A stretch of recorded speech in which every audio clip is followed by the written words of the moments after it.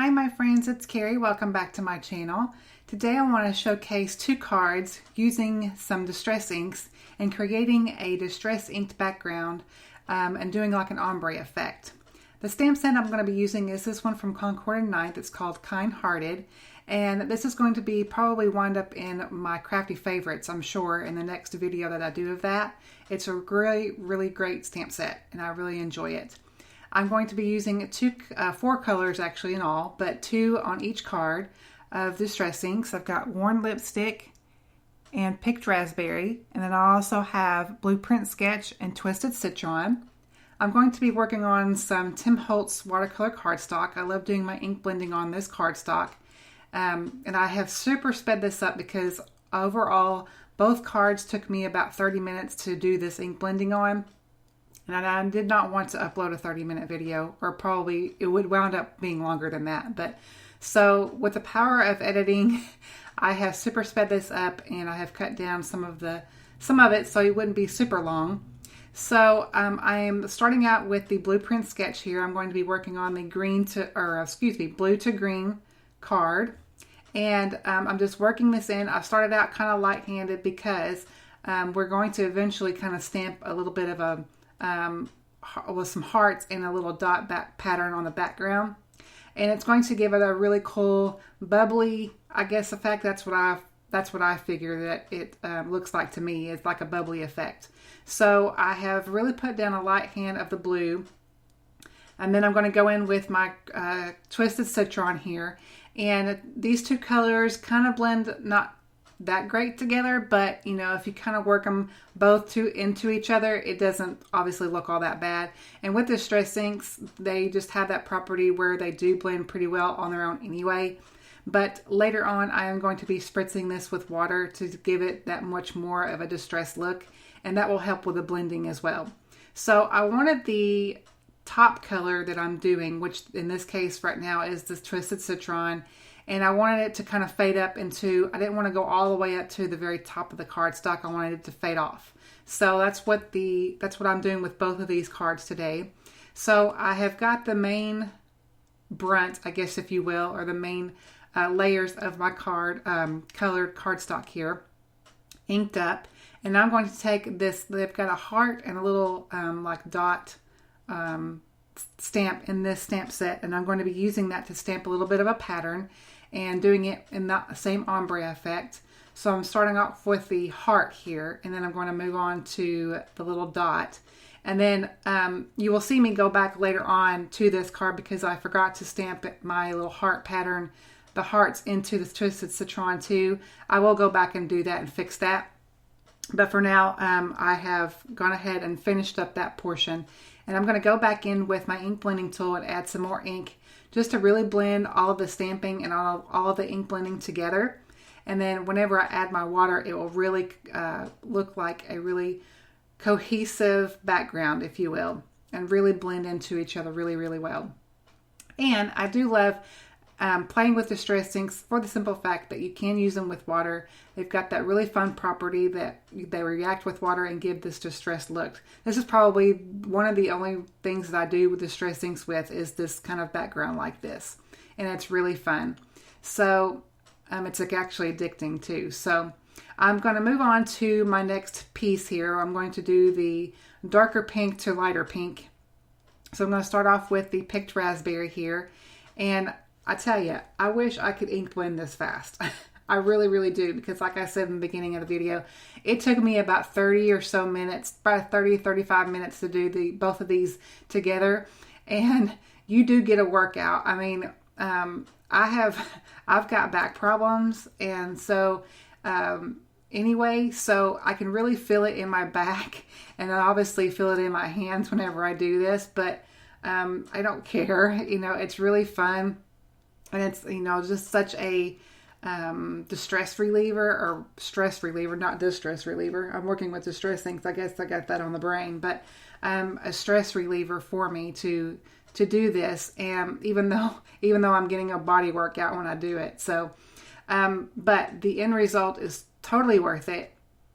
Now the pinks here, I had a little bit of a harder time, believe it or not, when I'm getting them to blend. I don't know if it's just because I haven't used these colors as much and my ink blending tool wasn't saturated enough with the color like my other ones were, but I did get them to blend pretty well over on the end. And of course, whenever they do soak into the cardstock, once they dry, they will even out on their own too, with a combination of me spritzing them with the water. So I did go over this one piece several times to get my blending the way I want it to turn out. So, which was totally fine. So sometimes you just have to work hard for your art, right?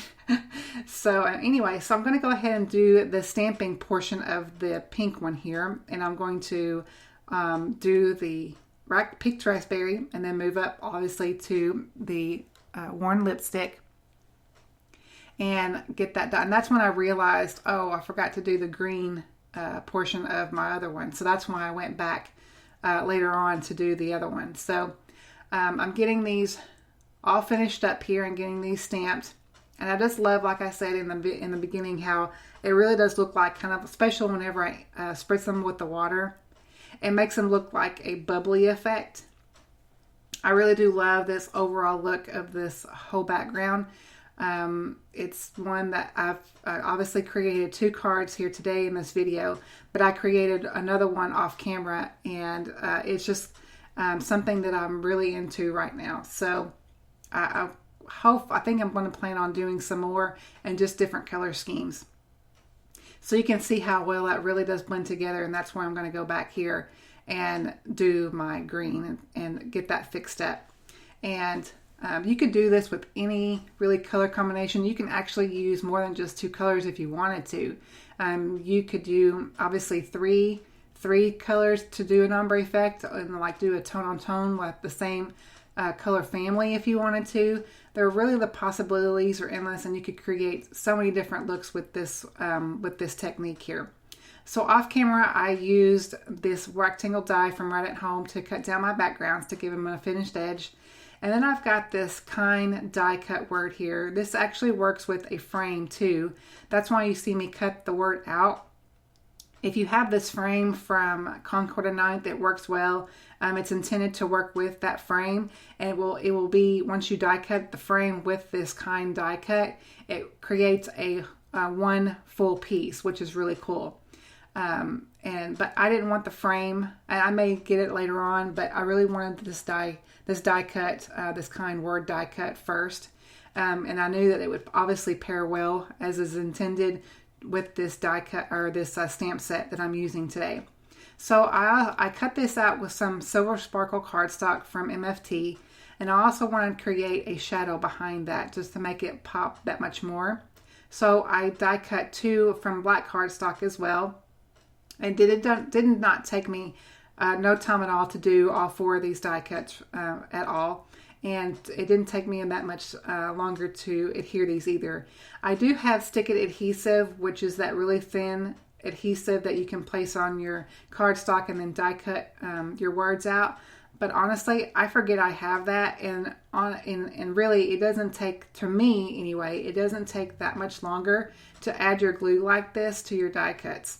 So it's just about the same time for me, and with me creating a shadow like this, I wouldn't have the time to wiggle around, if you will. If you hear some cars in the background, I apologize. My craft room is right next to a window, and I have, my neighborhood's kind of busy, especially during the day. So if you hear traffic in the background, I apologize if that's distracting in the video, but I can't do anything about it. So anyway, so I'm going to go ahead and finish up these cards. I'm going to be using 2 of the sentiments from the stamp set. I've got Your Always, and then I'm going to stamp it with the jet black ink from Lawn Fawn. This ink I have been really loving lately since I've done the video for it with its review, and I really do like it overall for stamping. And then I also have this sentiment, Thank You for Being So. And then there's a ton of sentiments in this stamp set, and you can mix and match them however you like to create your own custom sentiment. It's a really nice one, and like I said, I really do love stamp sets like this that you can customize your own. It's one of my favorite ways to create cards. So I'm going to get my die cuts adhered onto my pieces here and just use that same multi-matte medium that I used them to adhere them back to back with and get that into place. And then all I got to do after this is just create my card bases. And I've gone ahead and done that off camera. And then I went ahead and placed some foam adhesive on the back of these panels just to give them some dimension. And then so I'm going to go ahead and get the backings off of this next one here and get that into place.